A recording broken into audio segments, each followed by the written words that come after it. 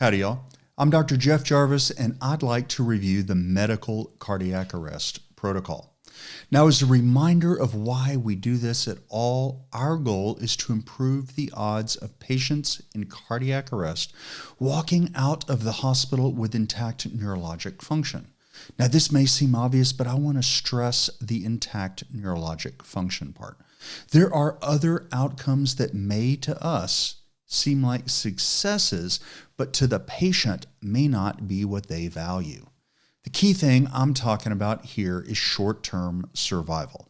In other words, ROSC, or survival to admission.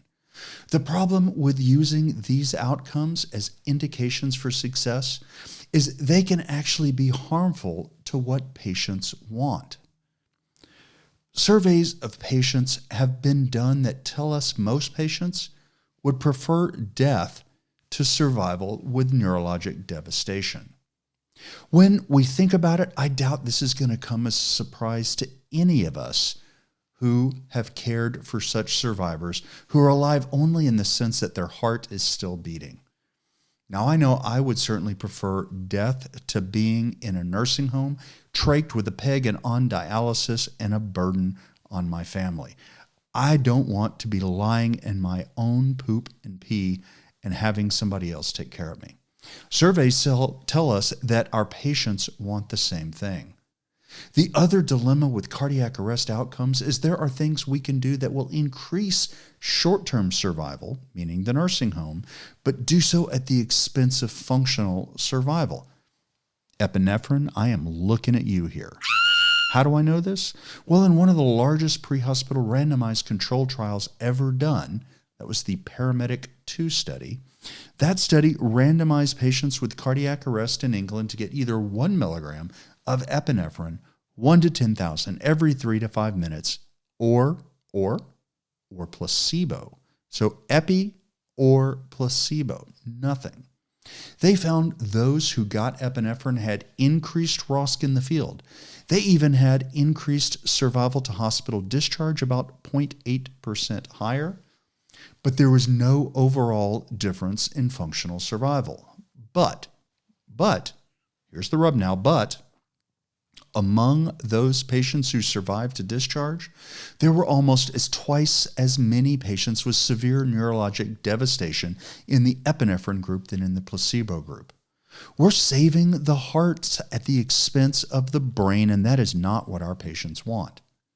Now, we also know from prior randomized trials that more epinephrine, what we called high-dose epinephrine, back when I was a paramedic on a truck giving 5 milligrams of epinephrine every 3 to 5 minutes, that gives us more ROSC, but no difference in survival. Basically, epi equals ROSC, but not much else. When I was giving that much epinephrine, my job was basically to take in one of the little 747 jump kits because, well, I'm old, full of epinephrine, and just give it all the time. Constant. I was a human epinephrine infusion, and we could get pulses back on a table. Unfortunately, at the end of the day, those patients were still tables, not humans. All of that epinephrine just got pulses back only for short-term benefit. It made us feel better, but not the patients. Now, there is clearly some benefit to epinephrine. We unfortunately just don't know how to give it, who to give it to, or when to give it. Now, early epinephrine does seem to have some benefit, particularly in children and those with non-shockable rhythms. It may be that less epinephrine overall and epi given as an infusion is better than multiple boluses. Now, why would we think this? Well, what we see with multiple boluses is spikes and then troughs, spikes and troughs in the drug level. The impact, we have vasoconstriction, relaxation. We're putting more pressure on the microcerebral circulation, particularly in the brain. We think that an infusion where you're giving essentially the same amount of the drug, but in a continuous dose without those peaks and troughs might be better. Now, unfortunately, I say might because we just don't know from what the literature tells us. But sometimes, even when the literature isn't clear, as a matter of fact, all the time when the literature isn't clear, we still have to do something. Just do it! And the one thing we do know is that what we're doing right now, at least what ACLS tells us to do, is not achieving the results our patients want. So we're going to do something different. We're going to continue to limit the total amount we give, 3 milligrams total. And after the first bolus, we're going to switch from 2 more boluses to an infusion. But we're only going to do that for patients not in a shockable rhythm. Why? Well, because the non-shockable rhythms, those are the ones that seem to benefit the most from epinephrine. Now, while we're on the subject of non-shockable rhythms, we're going to do something else a little weird right here. We're going to give sodium bicarbonate right after our first dose of epinephrine in patients, and only in patients, who have an unwitnessed cardiac arrest and are in a non-shockable rhythm when you first get them on the monitor.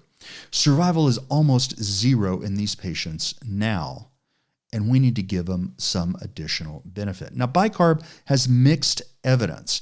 It is severely limited by something called resuscitation bias or time bias. Now, I'm happy to nerd out with anybody. You know I'm a nerd. I'm happy to nerd out with anybody who wants to learn more about this. But basically speaking, the longer you're in cardiac arrest, the worse off you are. Now, all of us know that intrinsically. So if you give an intervention late in the arrest, it's unlikely to do any good, particularly in patients with non-shockable rhythms, and that's when bicarb is typically given. Now, there is some evidence, though, that when you give it early in patients with non-shockable, unwitnessed arrest, it can actually improve survival. So that's where we're going to use it. Unwitnessed arrest in a non-shockable rhythm when you get there and get them on the monitor. We're going to do it right after that first dose of epinephrine, but please make sure you flush the line and don't mix bicarb and epinephrine. It's kind of like the streams from Ghostbusters. Don't cross it. Bad things happen. All right, that's non-shockable. What about those shockable rhythms, the patients most likely to benefit? Well, we're going all in on doing everything we can for these patients. For these patients in an initial shockable rhythm, we're going to move to dual sequence defibrillation as quickly as the first shock, as soon as we can. Basically, as soon as that second defibrillator is available, we're going to use both. Evidence, what's the evidence for this? Well, it comes from the DOSED VF study. That was a Canadian study that randomized patients with an initial shockable rhythm to one of 3 therapy groups: continued standard shocks only, dual sequence shocks, or vector change, where they changed the direction of the pads. They found a more than 2-fold increase in neurologically intact survival in the dual shock group compared to the normal shock group. So away we go, that's what we're going to do. Now, the study did not use dual sequence until the 4th shock, but the members of our EPAB, that is the Emergency Physicians Advisory Board, that's the advisory group made up of community physicians, including cardiologists and other emergency physicians. I run all of my protocols by them. Any change I want to make goes through them and gets approved by them. Well, they actually recommended, I know what the paper says, they said, specifically our cardiologist. They said there's no reason not to do dual sequence after the first shock if the defibrillator is available. So as soon as it's available, go to 2 shocks. Now, I think that's very reasonable, and as it turns out, that's what I used at my prior service in Williamson County. So speaking of going all in on shockable rhythms, again, those patients most likely to survive, we're going to give that first dose of epinephrine as quickly as we can, and then no more epinephrine. No bolus, no infusion, no more epinephrine, as long as the patient is still in a shockable rhythm. If they convert into a non-shockable rhythm, well, then giddy up with the epi infusion. Now, if after you've given the second round of amiodarone, the patient is still in a shockable rhythm, I want you to do 2 things. 1, give Esmolol and prepare for transport to an eCPR-capable hospital. Esmolol is a very rapidly acting beta blocker with a very short half-life. Beta blockers act as antidysrhythmics, and that's why we're using them here. We give it as a 500 mic per kilo initial bolus, and then we're going to follow it up by a 50 mic per kilo per minute infusion. Keep this esmolol infusion going as long as the patient is either in a shockable rhythm or a perfusing rhythm. In other words, turn it off if they convert to a non-shockable rhythm and are still in arrest. If they get ROSC and are not hypotensive, leave it running. Beta blockers can slow the heart rate down and can lower blood pressure. So if you get ROSC and the patient is hypotensive and you got to start pressors, then stop the esmolol. Well, that covers the defibrillation and the medications I want you to give. Let's talk about some medications I don't want you to give, and specifically, I'm talking about Narcan and calcium. Now, naloxone, Narcan, is very effective at reversing most opioid overdoses. But the primary effect is to reverse respiratory depression and respiratory failure that can then lead to cardiac arrest. Once the patient is already in cardiac arrest, that horse is out of the barn, and naloxone is no longer helpful.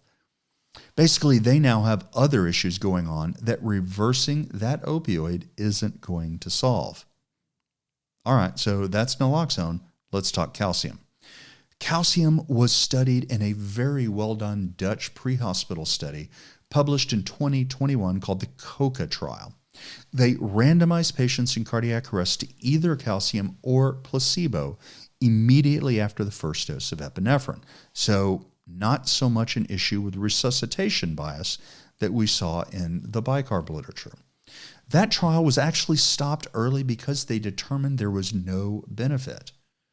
In fact, based on the data they collected, they were seeing a trend towards harm.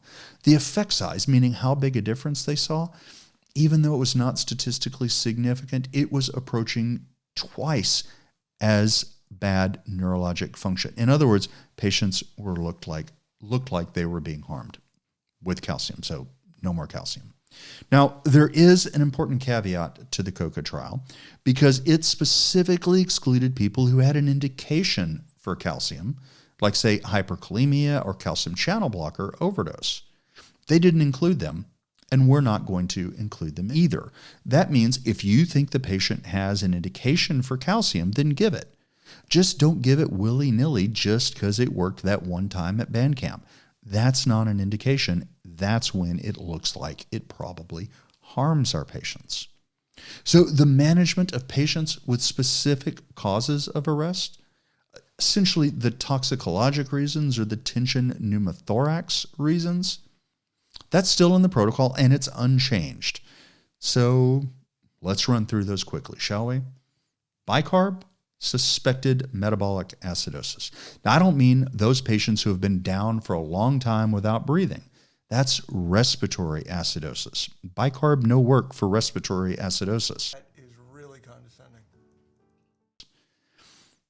I mean that the patient arrested because of the metabolic acidosis. For example, a patient you suspect may have DKA as the precipitating cause, what put them into arrest, maybe because they're an insulin-dependent diabetic and their glucose is 900. All right, what about hyperkalemia, calcium, and bicarb? Think about this in patients on dialysis who've missed treatments. Torsades de pointe, give mag. Tension pneumothorax, dart that chest. TCA overdose, give bicarb. But why are we giving bicarb for TCA overdose? Well, it turns out it has nothing to do with the bicarb. TCA overdoses are overdoses of sodium channel blockers. Bicarb just happens to come along with a crap ton, pardon the medical language there, a crap ton of sodium. That's why we're giving it. What about calcium channel blocker overdose, you ask? Well, that's an indication for calcium. Beta blocker overdose? Glucagon. What about those patients? Those patients that you were doing such great CPR on that they actually wake up. Well, first, that's just creepy. It creeps me out. I'm sure it creeps you out. Almost certainly creeps the patients out. That has to be terrifying for them. Ketamine. Ketamine is your drug there. Well, that about covers the drugs in this protocol. So let's talk about, about the really important stuff, the stuff that actually improves outcomes. That's right. I'm talking CPR, cardiopulmonary resuscitation. So we've had some pretty good data on the importance of good chest compressions with minimal pauses on outcomes. And that's largely because we can measure it easily with every monitor that's currently in use. That's assuming we get the pads on the patient. What we can't measure, at least up until very recently, is the effectiveness of ventilation, how well those ventilations are working. And we're starting to see some studies that are looking specifically at ventilations, and we're learning some things. First thing we learn, turns out ventilations matter. So let's go into the Wayback Machine, get back to the early 2000s. We saw a study in Arizona that demonstrated dramatically increased survival when clinicians moved to continuous compressions and 6 minutes of apneic oxygenation. That then rapidly got adopted for all arrest. And subsequent research really has failed to demonstrate similar improvements in survival. And one of the reasons is the groups that saw such dramatic improvements in survival had really bad survival to begin with, and doubling something that's really bad isn't all that hard. Welcome to your doom. Agencies that had better survival did not see it doubled. Probably not a good reason to adopt it, but we did. We did.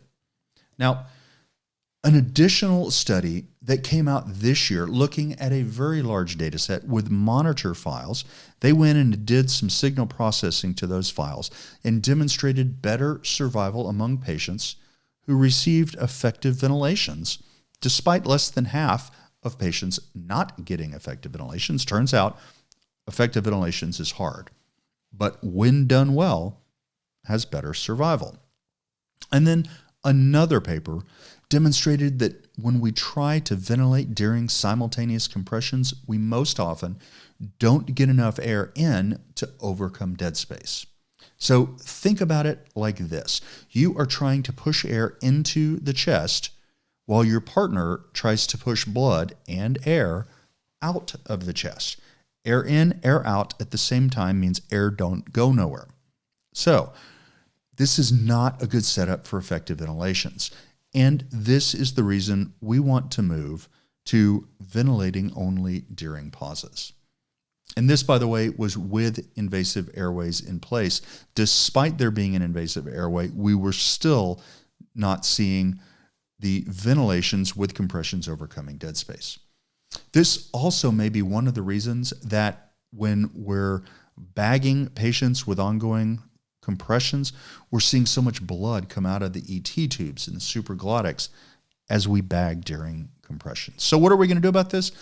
We're going to switch from continuous compressions to 30 to 2 CPR.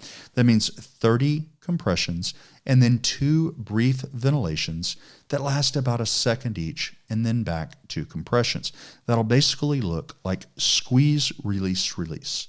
Squeeze, release, release. That should get us back on the chest in under 5 seconds. Now, we're still going to be doing rhythm checks every 2 minutes, just like we did before. We're just not going to be doing continuous compressions, even if we have an invasive airway intact. Whether it's a supraglottic or an endotracheal tube, doesn't matter.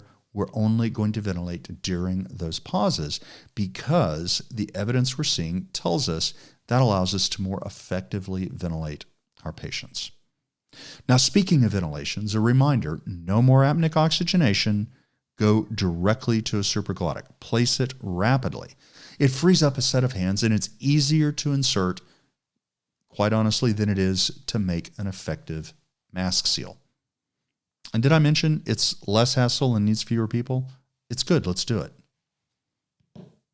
Last thing I want to talk about CPR is I want to tell you about a study that came out in the early 2000s that showed it takes up to 15 compressions to get the pressure back up to where it was before you pause compressions. Well, it turns out that study was of 8 pigs. And while many humans are pigs, not all are. There are some physiologic differences. We just got the results of a very, very interesting study involving 54 humans, not pigs. I'm sure these were all very nice people. 54 humans with out-of-hospital cardiac arrest. There was an anesthesiologist named Dr. Lars Wick. He responded to these scenes.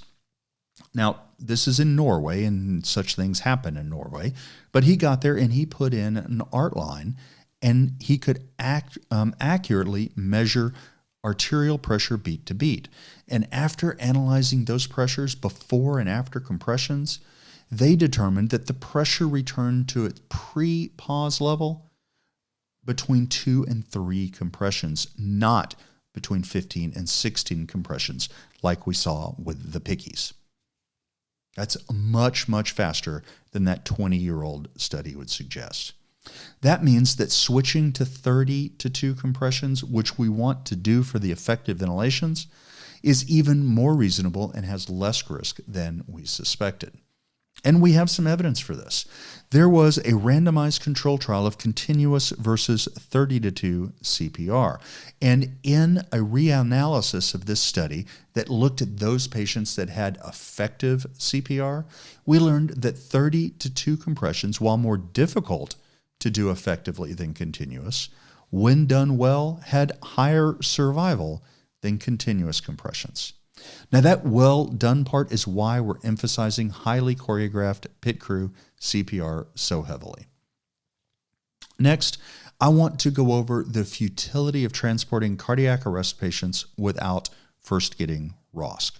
We'll discuss this more in the termination of resuscitation PRM, but our default assumption is that 90% of codes should either get ROSC and then transport, or not get ROSC and have a field termination, no transport. Basically, no ROSC, no transport. Now, I say most because I recognize there will be some situations where transport is appropriate, but I can tell you there aren't many of them. One of the things we're going to do to help is all of our cardiac arrest terminations are going to involve online medical control. We will get involved and we'll help make that decision. Now, that pretty much covers the medical cardiac arrest protocol. I'd like to end this review by reminding everyone what saves lives in cardiac arrest. It is a quick response, it's quick defibrillation, and really good CPR. Everything else is just window dressing. Now, it doesn't mean that window dressing doesn't provide some marginal benefit, but the real benefit is BLS management. Cardiac arrest, especially with supraglottics at the basic level, is a basic disease state. The basic management is what really matters. So just because we spent all this time talking about drugs, don't be led astray thinking that's what matters, because it really isn't. It's the basics. That's what matters. All right, guys, that is it for this PRM. Thank y'all for what you do every day for our community. And thank you for watching this video. Take care, y'all.